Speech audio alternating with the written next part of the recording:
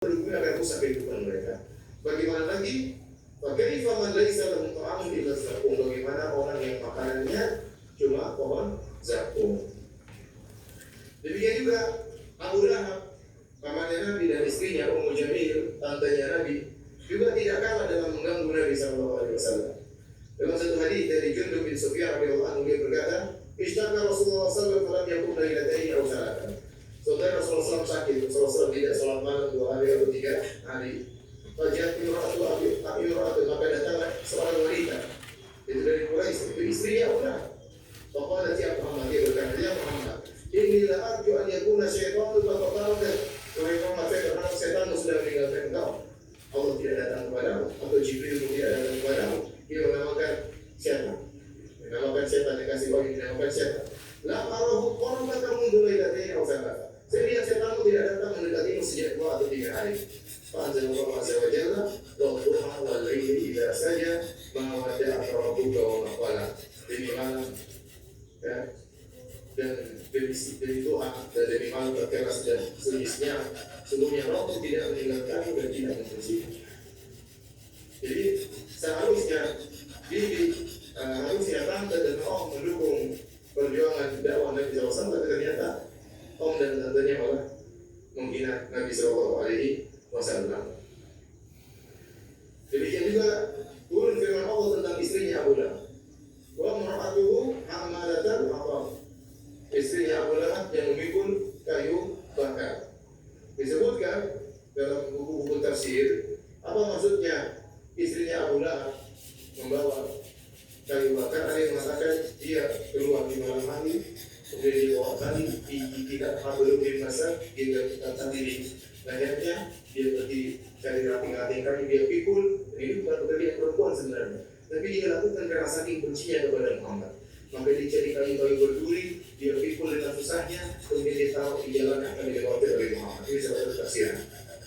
Tafsiran kedua, dia membawa kayu bakar, maksudnya dia akan masuk neraka jahanam. Dalam neraka dia akan bawa kayu bakar untuk ikut membakar suaminya, Abu Lahab. Dan ini adalah kisah yang paling pedih kepada Abu Lahab. Tatkala dia masuk neraka bersama orang yang dicintai istrinya, dan istrinya ikut membakar dia. Ya. Jadi keluarga Abu Lahab ini keluarganya brengsek semua. Bapaknya brengsek, istrinya brengsek, anak-anak juga kurang ajar semuanya. Ya. Oh, tinggal berapa? Demikian juga anaknya, namanya Utbah atau Utaibah, sama. Sebelum dia pergi ke negeri Syam berdagang, dia datang dulu, sempatkan diri untuk maki-maki Muhammad. Gini, pergi. Sempat-sempatin diri untuk maki-maki Muhammad. Biasanya Nabi Muhammad SAW tidak mendoakan dia. Tahu dia lagi maki-maki Muhammad, Rasulullah SAW berdoa, Allahumma sallim alaihi kalbal jilati. Ya Allah, kirimkanlah binatang buas kepadanya. Kemudian yang Muhammad berdoa, dia ketakutan. Akhirnya berangkat dia menuju ke negeri Syam, di tengah perjalanan dia ketakutan. Dan temannya ada apa? Ini kenapa? Ya. Saya takut dengan doa yang Muhammad. Jangan khawatir, tidak akan ada binatang buas datang ini, maka akan dijaga. Hanya mereka menginap satu tempat atau singgah satu tempat, kemudian teman-temannya kemudian menolongi dia, menghukum dia, jangan sampai ada yang datang, tiba-tiba datang singa, kemudian menerjang, ambil tiket kemudian dibawa pergi. Jadi bapaknya Abu Lahab caci maki lagi, ibunya, istrinya Abu Lahab juga caci maki lagi, anaknya juga caci maki Nabi SAW. Ini di antara cercaan mereka kepada Rasulullah SAW. Demikian juga Abu Jahal pernah sesumbar sambil menantang. Dia berkata, wahai Muhammad, kalau agamamu itu benar dari Allah, turunkanlah hujan batu. Enggak, hujan batu, kita siap diuji dengan batu. Maka Allah turunkan firman-Nya, wa ifqalillahumma ikana hadza huwal haqqu min 'indik fa'amtir 'alaina hijaratan minas sama'. Mereka berdoa, ya Allah, dia berdoa, ya Allah, kalau memang ya ini agama benar dari Engkau, turunkanlah bagi kami hujan batu dari langit. Awitina bi adzabin alim, atau datangkanlah kepada kami adab yang pedih. Kata Allah, wa ma kana Allahu yu'adzibahum wa anta fihim. Allah tidak akan mengadab mereka sementara engkau berada di tengah-tengah mereka. Baik, hadirin dan hadirat yang hadir subhanahu wa ta'ala. Demikian juga para sahabat juga diganggu secara mental, perang mental, perang psikologi ya. Ya, perang saraf ya, istilah kita ya. Dan kita tahu bahwasanya para sahabat yang masuk Islam rata-rata masih muda. Di antaranya ya Sa'ad bin Abi Waqqas radhiyallahu ta'ala anhu. Waktu dia masih Islam umurnya masih 20 tahun, dari sangat muda. Maka orang-orang menghasut ibunya agar ibunya memerintahkan Sa'ad bin Abi Waqqas untuk kembali murtad. Akhirnya ibunya datang kepada Sa'ad bin Abi Waqqas, kemudian merayu Sa'ad bin Abi Waqqas radhiyallahu anhu agar kembali murtad. Kalau dia tidak kembali kepada agama nenek moyangnya, maka ibunya tidak mau makan. Dia punya izin mau makan dan mau minum. Tidak mau makan, tidak mau minum. Akhirnya ibunya tidak makan, tidak minum berhari-hari, sehingga tubuhnya lemas dan hampir meninggal dunia. Ya, Sa'ad bin Abi Waqqas berkata, turun kepada aku umat ayah. Karena ummi halafat alla ta'kul wa la tashrab hatta ufariqa Muhammadan. Ibuku bersumpah tidak mau makan, tidak mau minum sampai aku tinggalkan Muhammad. Maka Allah turunkan firman-Nya, wa in ja'alaka 'ala an tusyrika bima laysa laka bihi 'ilmun fala tuti'huma wa sahibhuma fid dunya ma'rufa. Jika kedua orang tuamu memaksamu untuk berbuat syirik kepadaku yang kau tidak punya ilmu tentangnya, maka jangan taat kepada mereka berdua, tapi pergaulilah mereka berdua dengan cara yang baik. Dalam riwayat yang lain Sa'ad bin Abi Waqqas berkata, "Kuntu rajulan barran bi ummi." Aku adalah seorang anak yang sangat berbakti kepada ibuku. Tatkala aku masuk Islam, ibuku berkata, "Wahai Sa'ad, apa ini agama baru yang kau bawa? La taj'alna dinak hadza aw la aqul wa la ashrab hadza amut." Tinggalkanlah ajaran barumu ini. Kalau tidak, aku tidak akan makan dan aku tidak akan minum sampai aku mati. Fatu'ayyaru bi. Akhirnya kalau saya mati, orang-orang akan mencercamu. Tuh Sa'ad bunuh ibunya. Gara-gara tidak nurut sama ibunya sampai ibunya mati. Orang-orang akan berkata, ya qatila ummi. Orang-orang akan memanggilmu dengan berkata, wahai pembunuh ibunya. Ibunya nih, bikinnya dia mungkin.